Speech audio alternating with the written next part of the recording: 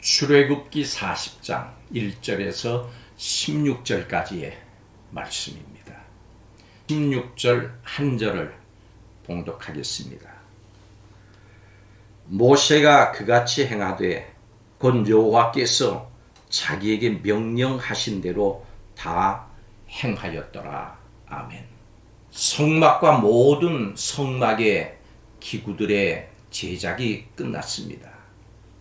하나님께서는 성막을 세우고 그 만들어진 기물들을 안치하라고 모세에게 명하셨습니다. 하나님께 성막을 세우라고 하신 날짜는 애굽에서 나온 다음 해 1월 1일이었습니다. 애굽의 노예 생활에서 벗어난 후에 맞이하는 새해 첫날, 하나님의 성막과 함께 이스라엘은 새로운 출발을 하게 된 것입니다.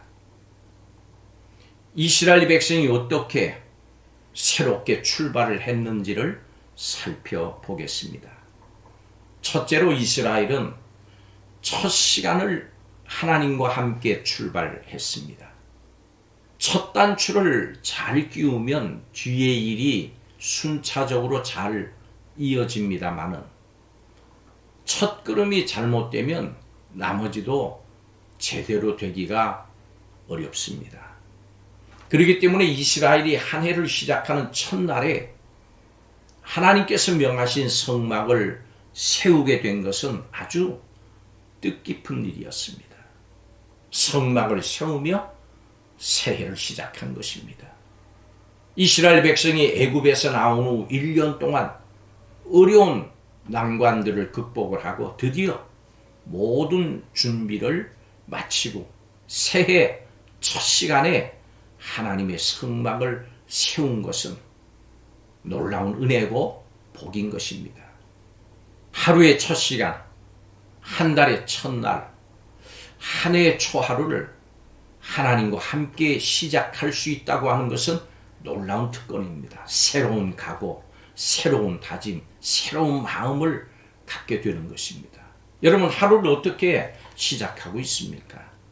한 달의 첫날을 누구와 함께 시작합니까? 한 해의 첫날 어떤 마음, 어떤 자세로 하나님 앞에 섭니까? 새해 첫날 기대와 감격으로 하나님의 임재의 장소인 성막을 세운 이스라엘 백성의 그 마음이 우리의 삶 속에도 있기를 소망합니다. 두 번째로 이스라엘 백성은 제자리를 잘 지키면서 출발을 했습니다.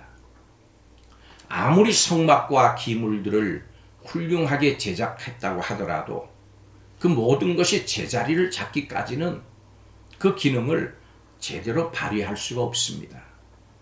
어떤 것이 됐든지 하나님이 의도하신 일을 이루기 위해서는 하나님께서 명하신 자리, 적절한 자리에 있어야 합니다.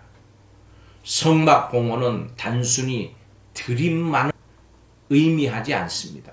모든 것을 적재적소에 잘 배치해서 하나님의 뜻에 맞게 사용되도록 하는 것을 의미합니다. 아무리 훌륭한 사람도 그가 있는 자리에서 쓰임을 받지 못한다면 하나님께서 맡기신 사명을 감당할 수가 없습니다. 충성이라고 하는 것은 자신이 있어야 할 자리에 있으면서 맡은 일에 최선을 다하는 것이라고 할 수 있습니다. 하나님 보내신 자리에 있고 그 자리를 잘 지키고 있는지 늘 살펴야 합니다. 깨어서 자신을 살피고 자신의 자리를 살펴보시기를 바랍니다. 마지막으로 이스라엘은 사명자를 세우면서 출발을 했습니다. 여러분, 성막에 있어서 가장 중요한 것은 제사장이었습니다. 사람이었습니다. 사실 제사장들이 하나님께 주신 제 역할을 하지 못한다고 하면은 아무리 정교하게 만들어진 성막과 기물도 재구시를 할 수가 없을 것입니다. 그래서 성막 봉헌에 있어서 가장 중요한 것은 제사장을 세우는 것이었습니다.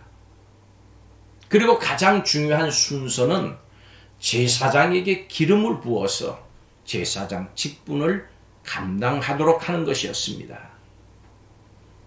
이것은 하나님의 교회에서도 똑같습니다. 교회에서 가장 중요한 것은 건물도 조직도 또 프로그램도 아닙니다. 하나님을 섬기며 하나님의 일을 하는 사람들입니다. 교회는 건물이 아닙니다. 프로그램도 아닙니다. 어떤 조직도 아닙니다. 교회는 사람입니다. 그래서 사람을 세워서 사명을 잘 감당하도록 교회는 격려해야 되는 것입니다.